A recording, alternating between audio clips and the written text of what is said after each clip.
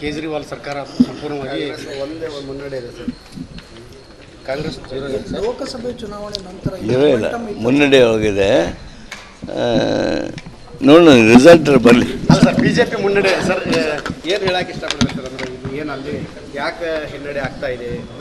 ಒಂದೊಂದೊಂದು ಕಾಲಕ್ಕೆ ಸತತ 3 ಅವಧಿ ಜಿಲ್ಲಾಧಿಕಾರಿ ಮಾಡಿ ಸರ್.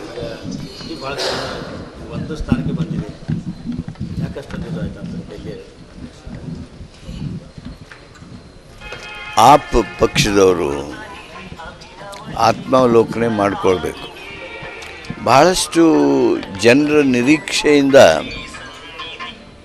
ಆಪ್ ಪಕ್ಷ ಭಾಳ ಮೇಲಕ್ಕೆ ಬಂದಿತ್ತು. ಅವರು ಹಾಕ್ಕೊಂಡಂಥ ಕೆಲವು ನೀತಿಗಳು ಭರವಸೆಗಳು ಅದನ್ನು ನೋಡಿದರೆ ಬಹಳಷ್ಟು ಜನರ ಆಕರ್ಷಣೆ ಆ ಕಡೆ ಇತ್ತು. ಈ ಜನಾದೇಶ ನೋಡಿದರೆ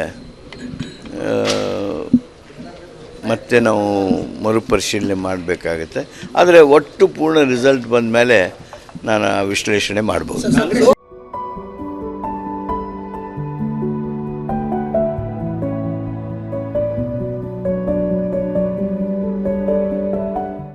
ಲೋಕಸಭೆ ಚುನಾವಣೆ ನಂತರ ಇನ್ನೊಂದು ಮೊಮೆಂಟಮ್ ಸಿಕ್ಕಿತ್ತಲ್ಲ ಕಾಂಗ್ರೆಸ್, ಅದನ್ನು ಮುಂದೆ ಕ್ಯಾರಿ ಫಾರ್ವರ್ಡ್ ಮಾಡಲಿಲ್ಲ. ಅನೇಕ ಚುನಾವಣೆಗಳು ಸಾಬೀತಾಯ್ತು. ಈ ಚುನಾವಣೆಗೂ ನಮ್ಮ ರಾಷ್ಟ್ರೀಯ ನಾಯಕರು ಇದಕ್ಕೆ ಉತ್ತರಿಸ್ತಾರೆ.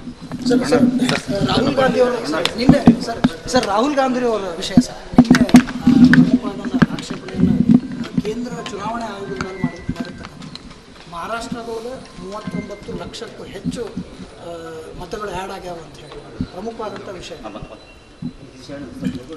ರಾಹುಲ್ ಗಾಂಧಿಯವರು ಎತ್ತಿರ್ತಕ್ಕಂಥ ವಿಷಯ ಪ್ರಮುಖವಾಗಿರ್ತಕ್ಕಂಥದ್ದು. ರಾಷ್ಟ್ರೀಯ ವಿಷಯವಾಗಿ ಈ ವಿಷಯ ತೆಗೆದುಕೊಳ್ಬೇಕಾಗಿದೆ.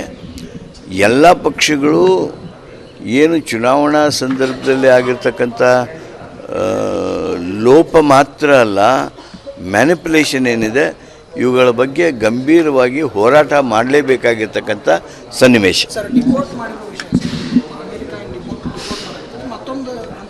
ದುರ್ದೈವ ಕಲ್ಚರ್ಡ್ ಕಮ್ಯುನಿಟಿ ಅಂದಿದ್ದ ಅಮೇರಿಕಾದವರು ಭಾರತೀಯರನ್ನು ಈ ರೀತಿ ನಡೆಸಿಕೊಂಡಿರೋದು.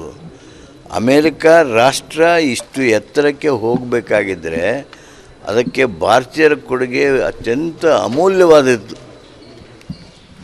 ಅಂಥ ಭಾರತೀಯರ ಬಗ್ಗೆ ಇವರು ನಡೆದುಕೊಂಡ ರೀತಿ ನಿಜವಾಗಿಯೂ ದುರ್ದೈವದ್ದು. ಟ್ರಂಪ್ ಸುಸಂಸ್ಕೃತರಾಗಿ ನಡ್ಕೋಬೇಕು.